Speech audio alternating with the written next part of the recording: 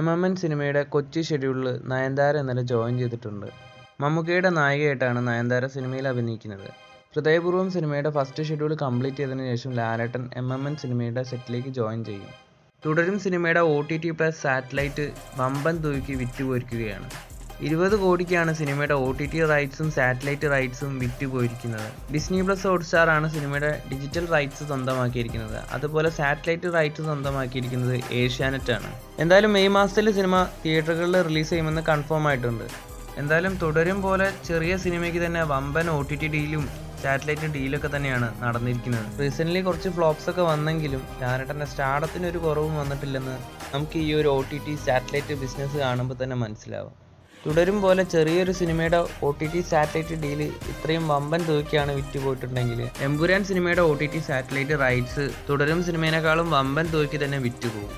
എന്തായാലും ഏഷ്യാനെറ്റ് തന്നെ ആയിരിക്കും മിക്കവാറും എമ്പുരാൻ സിനിമയുടെ സാറ്റലൈറ്റ് റൈറ്റ്സ് ഒക്കെ എടുക്കാൻ പോകുന്നത്.